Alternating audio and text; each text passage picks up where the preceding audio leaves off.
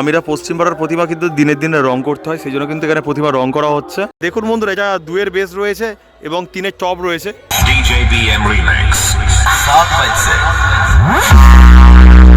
আপনাদের এই পুজোটা কত বছরের? এখানে কিন্তু রয়েছে 5খানা সিএগুড়ি। হ্যালো গাইস, এই প্রভাত চলে এসেছি নতুন একটি ব্লগ নিয়ে। আজকের বন্ধুরা চলে এসেছি সরিষার পার্শ্ববর্তী এলাকা অর্থাৎ আমিরা পশ্চিম পাড়ায়। আর যেখানে বন্ধুরা রক্ষাকালী পুজো উপলক্ষেই চলে এসছে নিউ মা লক্ষ্মী সাউন্ড। তো আমার এই ভিডিওর মাধ্যমে দেখানোর চেষ্টা করব এই সাউন্ড এই স্থানে কী কী জিনিসপত্র নিয়ে চলে এসছে। তো চলুন বন্ধুরা ভিডিওটি শুরু করা যাক।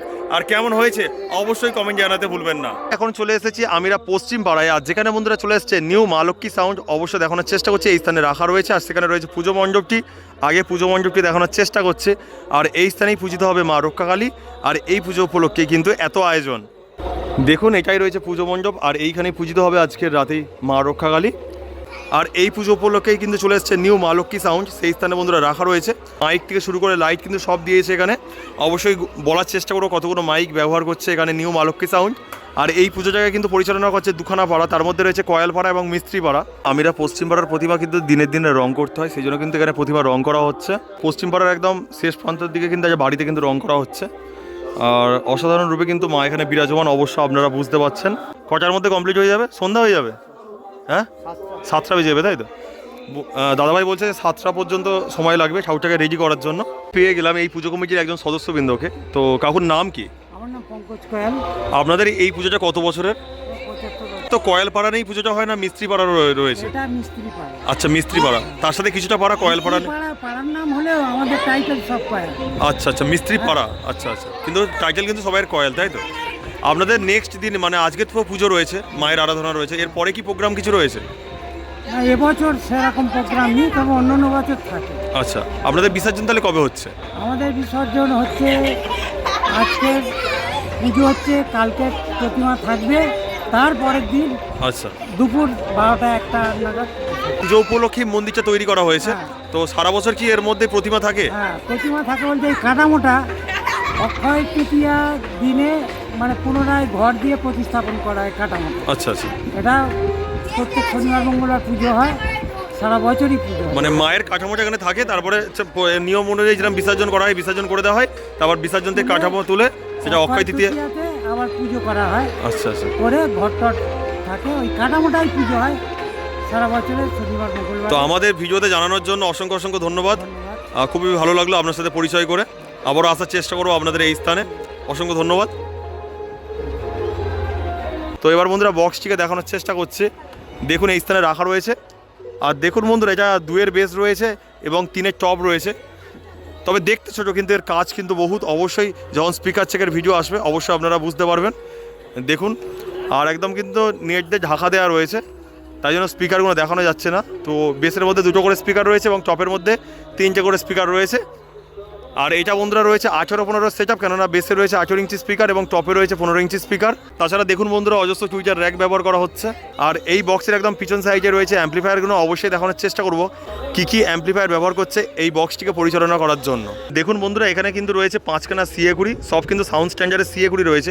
1টা 2টো 3টে 4টে 5টা রয়েছে, তবে 4টে কিন্তু এখন অন রয়েছে, তবে একটা অফ রয়েছে। আর এই স্থানে রয়েছে এই সাউন্ডের স্পেশাল ডট পিটি এবং প্রেসার বোর্ড, তবে কিন্তু ডটের বাক্স আর প্রেসারের বাক্স কিন্তু আলাদা রয়েছে এই স্থানে। এই পাড়ার মধ্যে কিন্তু রয়েছে 15খানা হরেন, আর 15খানা হরেনকে অপারেট করতে কিন্তু এখানে 501-এর অ্যাম্পলিফায়ার ইউজ করা হচ্ছে। আর এই স্থানে রয়েছে কিন্তু স্ট্রেঞ্জার থেকে শুরু করে আওয়াজের বিভিন্ন অ্যাম্পলিফায়ার, যা দিয়ে কিন্তু টুইটার র্যাককে পরিচালনা করা হচ্ছে। আর এই স্থানে বন্ধুরা রয়েছে 3খানা স্টেবিলাইজার। আর দেখুন অপরাজার দাদাভাইরা অক্লান্ত পরিশ্রম করছে এই স্থানে গান সিলেক্ট করার জন্য। এবার বন্ধুরা এই সাউন্ডের সাউন্ড শোনাবো, অবশ্যই আপনারা ভিডিওটি শেষ পর্যন্ত দেখতে থাকুন, আর যার মাধ্যমে সুন্দর একটি মুহূর্ত আপনারা উদযাপন করতে পারবেন। लोग तो हमारे तेवर से ही जल जाते हैं। क्यों? जल गया ना, जल गया ना।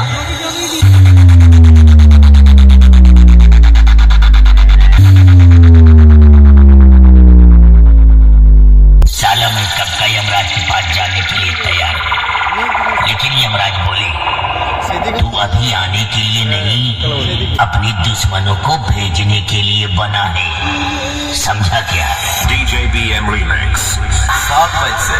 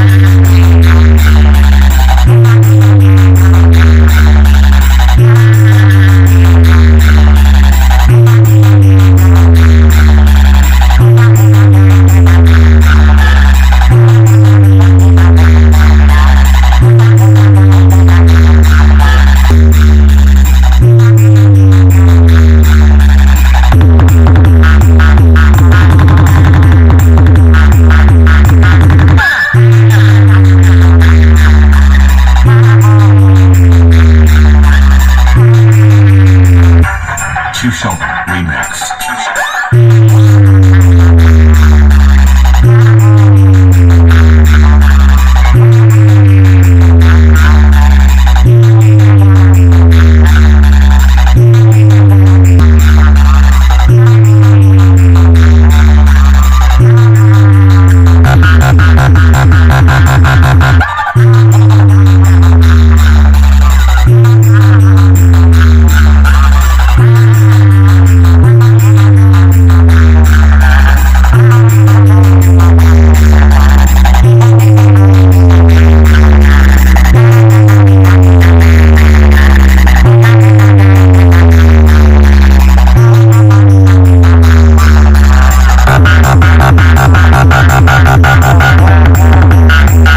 বন্ধুরা ভিডিও যেখানেই শেষ করলাম, সবাই ভালো থাকবেন এবং চ্যানেলটিকে সাবস্ক্রাইব করে পাশে থাকবেন, কারণ আপনার একটি সাবস্ক্রাইব আমার মনোবল বাড়াতে সাহায্য করবে।